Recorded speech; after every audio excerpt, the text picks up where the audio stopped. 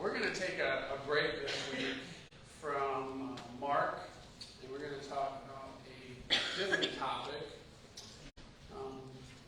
There was a husband and wife, and they were sitting at the kitchen table, and the wife started talking, and she said, "You know, Belinda is so kind and friendly. You know, I just wish that I had her sense of humor." And she said, "Boy, you know, I wish I could be more like Anne. Anne is so incredibly organized. She's just incredible, the way she organizes things." And then in another sentence, she said, "Boy, it'd be nice to be like Shania. She's so poised, and she's so beautiful." And finally, her husband, who's there at the kitchen table with her, said, "All right, that's enough." He interrupted her, and he said, "Hon, you compare yourself with everyone that you meet. You pick out the best attributes of each person, and you measure yourself how you stack up against them." And then he said something that hurt her feelings. He said, "You've created for yourself a mythical composite woman. And you think she's the standard that you should meet, and the truth is, she doesn't exist. She doesn't exist, the mythical composite woman." Have you ever played the comparison game? Have you ever played the comparison game? You take out the invisible measuring stick, and you start to see how you measure up to other people. And I believe we all know this, and we've all played the comparison game. We compare ourselves to other people. And we do it all the time. You know, how do I stack up against them? How do I stack up against these people, or that person, or this person, or this family member? And we do it all the time. We really can't stop ourselves from comparing with each other. There was a new mom, and she had this story that she told, and this event actually really got her quite upset. She said this: "My doctor had released me from the hospital 2 days after giving birth because my mother was going to be at home to help me. And she said that she had been home only an hour, and the doorbell rang. And it was the neighbor's kid. He was 13. And he was like, 'Can I see the baby?'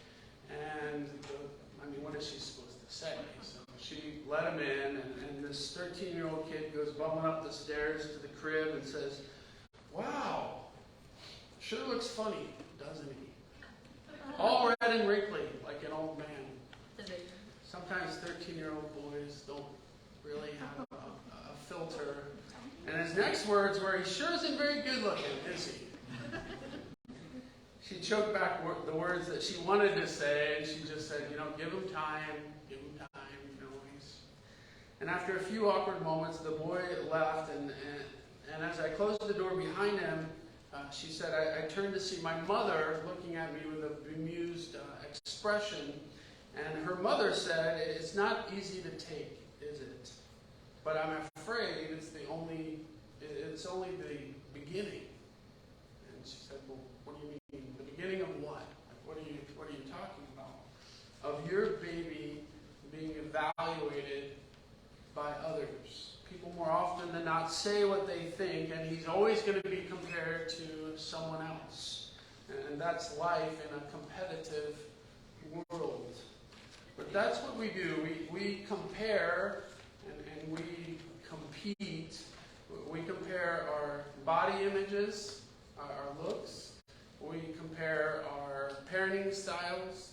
We compare our kids.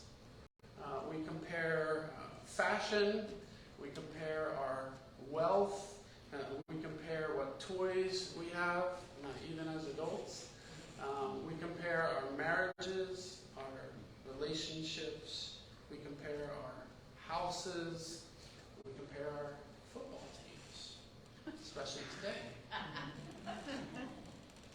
And nowadays, it's also, this comparison is also being played out in social media, right?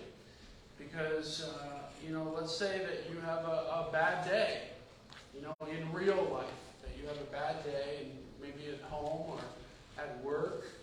And so to alleviate the pain, you go to social media, and there on Facebook and Instagram, you see everyone, and they're smiling, and they're happy, and everything's good, and they have the coolest pictures, they have the coolest videos, and they're on an interesting vacation, and have been on one for a long time, and they're celebrating their anniversary, and they look like they're in love, and you just had a fight with your spouse, and sometimes it can kind of make us feel a little bit depressed sometimes. Nick Foles, he's the Colts, he used to be the Eagles quarterback, won him a Super Bowl, but he's the Colts backup. He's the Colts backup quarterback right now.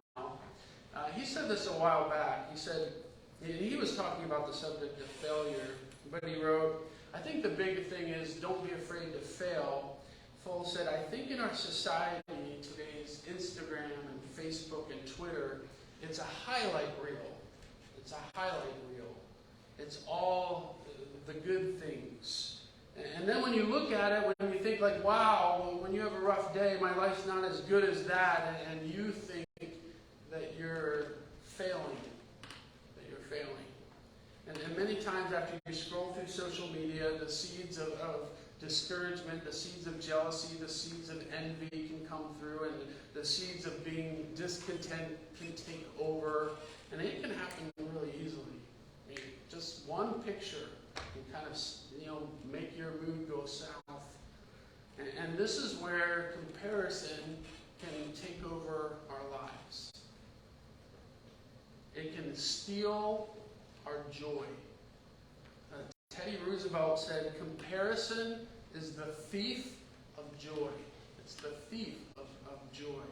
And it can become a heart problem, and it can become a sin problem. I mean, you don't need, I'm not just talking about social media. You don't need social media for comparison to creep in. I mean, this can happen in churches. We can compare ourselves with our brothers and sisters in Christ. And this can happen in families. I mean, think about sibling rivalry. Why did they get honored and not me? Why did my brother or sister get honored and not me? And this can happen in the workplace. Why did they get a promotion and not me? Don't they see me?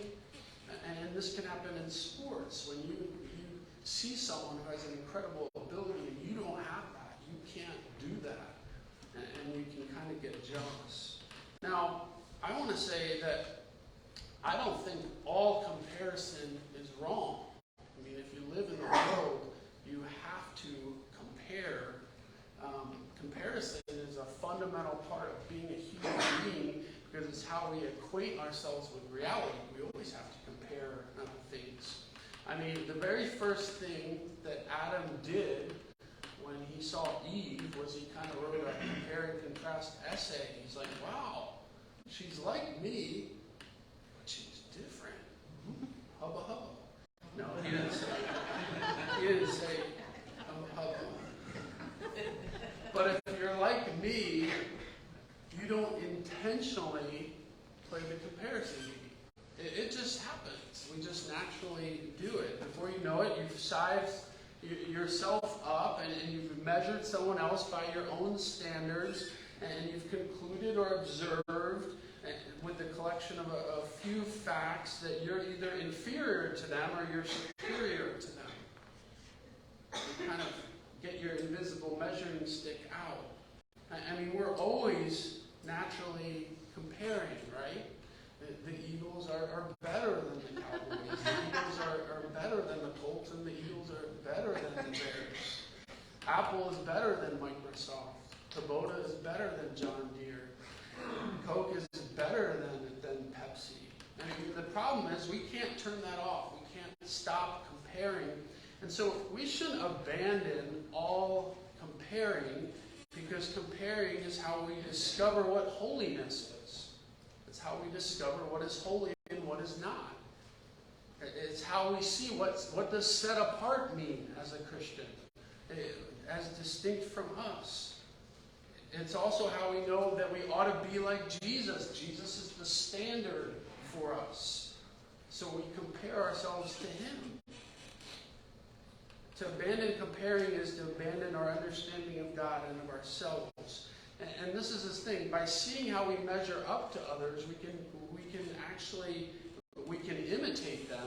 I mean, that's what mentors, are for, and role models, right? We can imitate something that's good out of someone.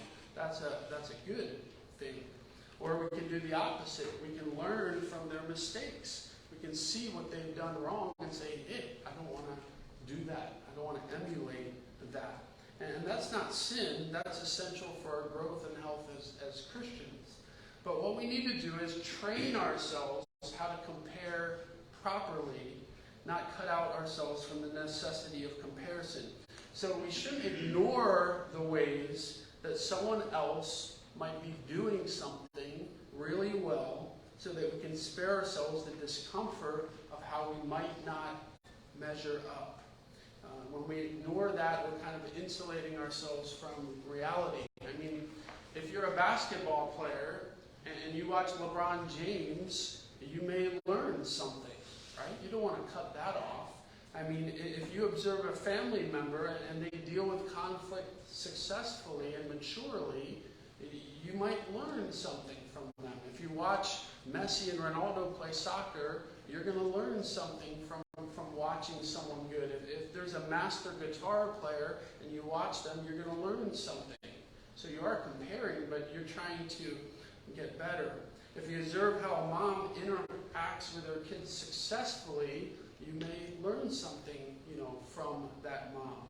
So there can be a humble, let me learn way to compare with other people. So we shouldn't cut out all comparison, but we should learn to manage it. Now, some things to consider concerning comparison. A lot of times comparison it distorts reality.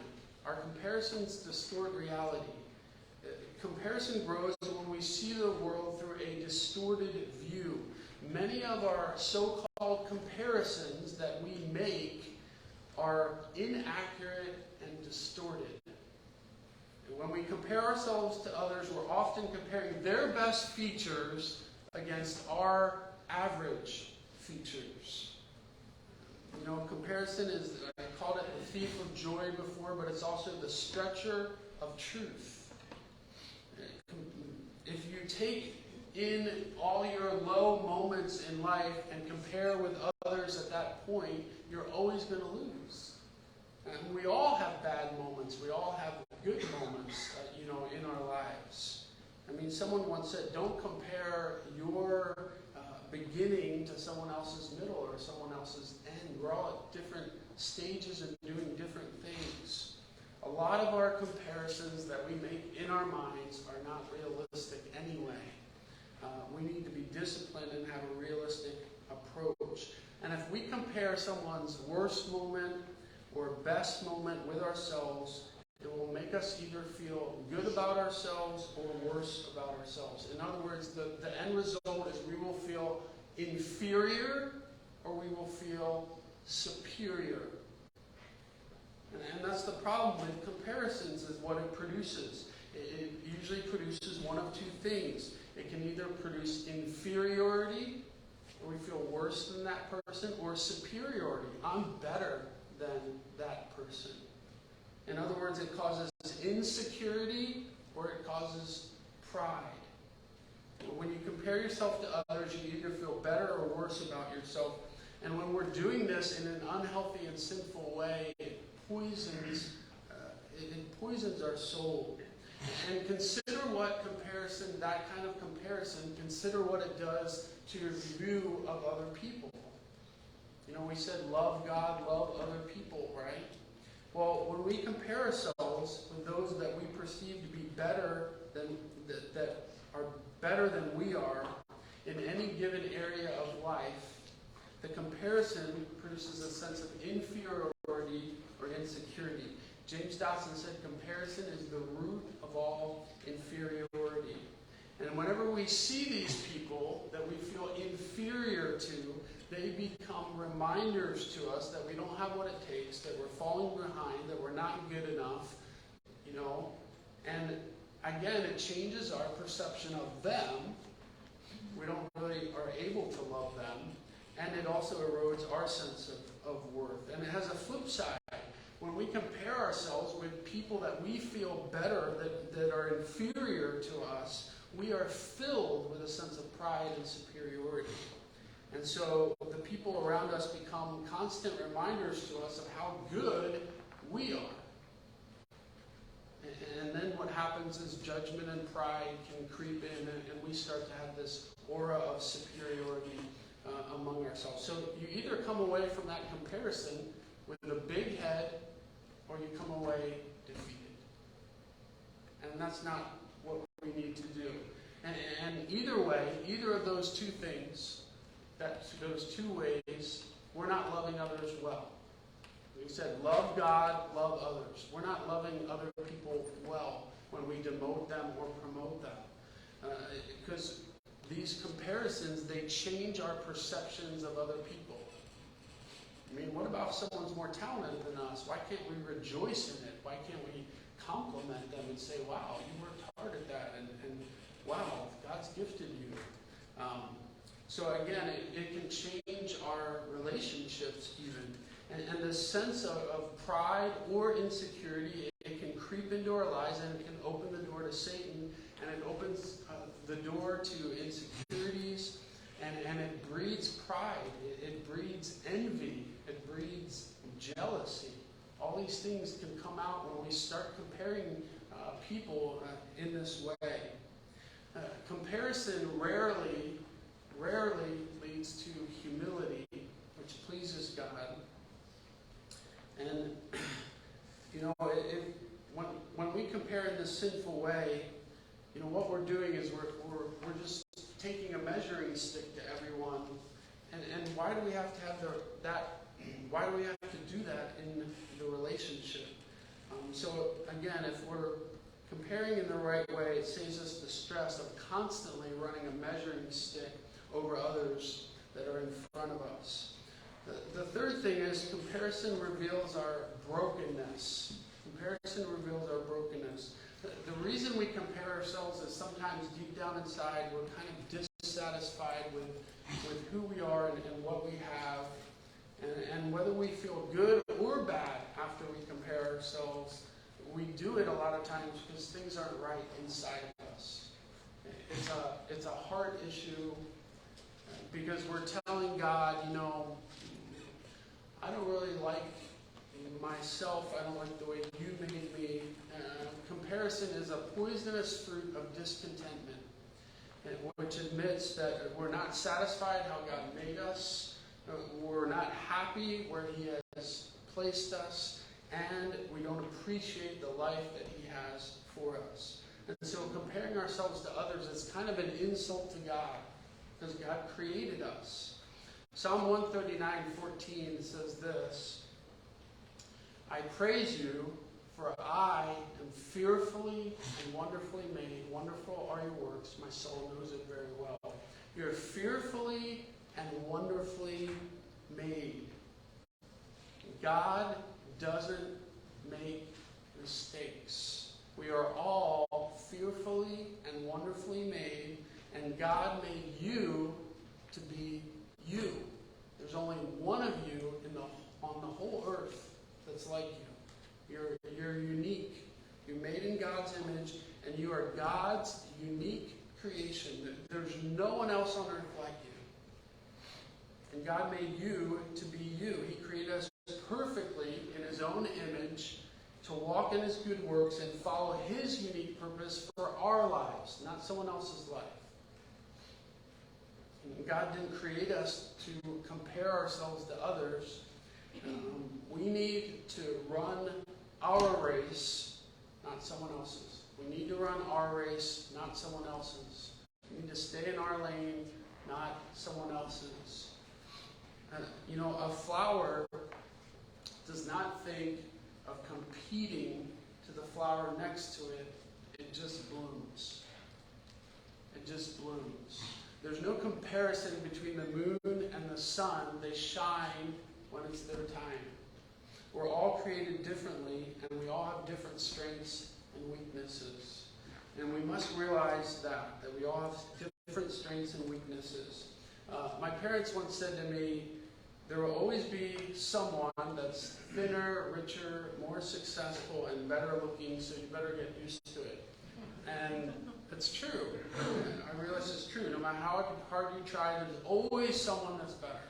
There's always someone that's better at something than we are. And the Bible assumes this. He says some people have more faith than others. Some people have this gift, and some people have this gift. We all have different gifts. Some people are rich, some people are poor. Some people have, different material possessions. But sometimes we have to step back and look at what God has given us, the gifts that He has given us. I like this quote. It says, if you ever think that you're too small to be effective, you've never been in bed with a mosquito. In other words, we all have something to give to the body of Christ. We all have something to give. The church needs all of our gifts, and we all have something that we can bring to a church and to a family. A biblical example of comparison is Miriam, Moses' sister. In the book of Numbers, Moses married a woman. She was a Cushite woman. And when she did this, Miriam and Aaron basically started talking bad about Moses behind his back. They didn't like it, and they didn't like Moses. And Miriam especially, she began to compare her gifts with Moses' gifts. And as a result, she kind of felt inferior to Moses, and she craved to be seen as equal, and there she tried to kind of knock down Moses, talking behind his back. And here's the thing about Miriam. God had blessed Miriam. Miriam was a prophetess. Miriam was a worship leader. She had a lot of gifts, and actually she was greatly respected by the women around her. She had been given, a lot, but it wasn't enough for her. It wasn't enough. She wanted what Moses had. She wanted the power he had. And Miriam was ungrateful for what God had given her. And that's what we can do. We can be ungrateful for what God has given us because we're not focused on it. So although Miriam had been blessed with her own gifts, she failed to recognize them and compared herself to Moses. And this kind of poisoned her and her relationship with Moses. God eventually, gave her leprosy. Comparison can do that to us too. Comparison, if we let it just fester and go on, it can kind of poison us inside. And it hurts us. Comparison hurts us when we do it. It hurts our relationships with other people and in the way that we perceive people. Comparison also burns a hole in our communion with God and our community with those around us, because we can get envious, we can get jealous, and once you bring that into relationships, it really hurts things. Jealousy and resentment are carnivorous in the fact that they'll eat you alive if you let them. They're carnivorous. They'll eat you alive if you let them. And it can really impact relationships. Some of you know or have heard of the Joneses, like keeping up with the Joneses. They're kind of like this mythical, I think they're a suburban couple, I don't know where they live, but they have it all. They've got the white picket fence, the great marriage, they're always smiling, they have the newest car, they have the newest everything, and, we always have that phrase, keeping up with the Joneses. And I always remember Dave Ramsey said, just keep in mind, the Joneses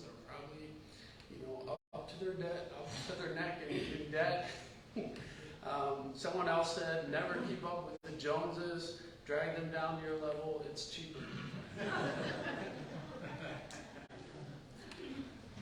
The other thing that we can do is when we're faced with comparing someone who's doing something well, is to choose compliments over comparison.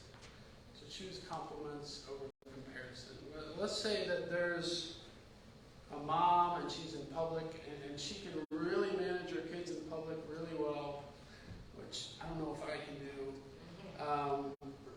And it's easy when you see that to start thinking of the reasons, well, she doesn't work, or she's got a husband who dotes on her, or she's rich, or you start thinking of these things in your head. But instead, just look at it and compliment her on it. Genuinely complimenting others outwardly keeps us from complaining inwardly and cultivating a critical spirit. We can acknowledge that people do stuff well, and that's a good thing. And we can even learn things from people. So it's better to choose compliments over comparison. The sixth thing is, and last thing is, rely on God's opinion rather than the opinion of other people.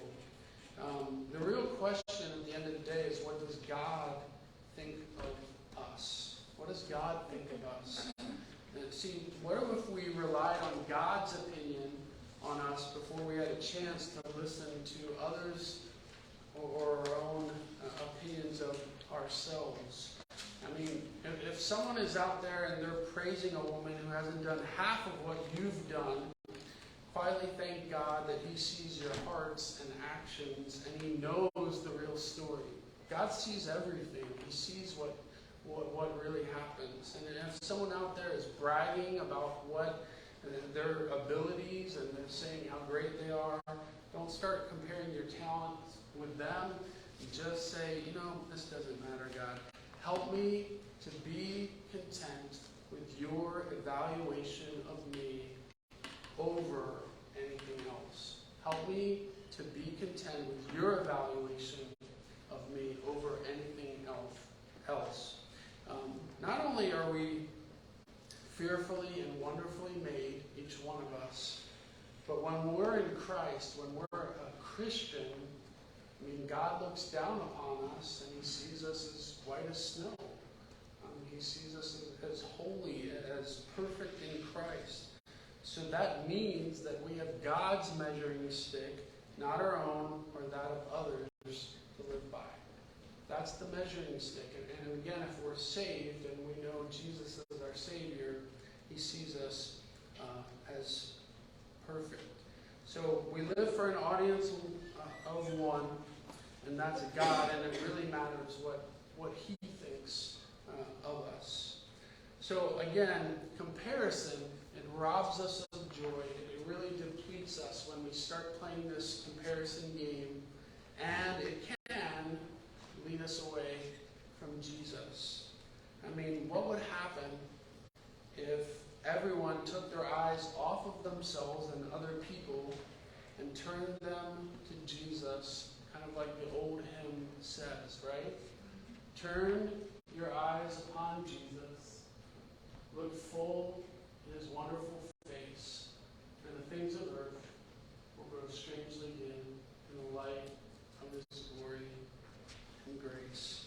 So again, we need to look to God for our worth. We need to look at Jesus for our worth.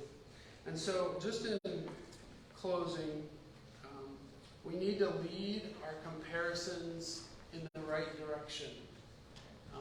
Again, they're not all wrong to make comparisons and try to learn from them, but we need to lead our comparisons away from envy, away from pride, from coveting, from self-pity. Once we start going down that path, we need to just stop it there.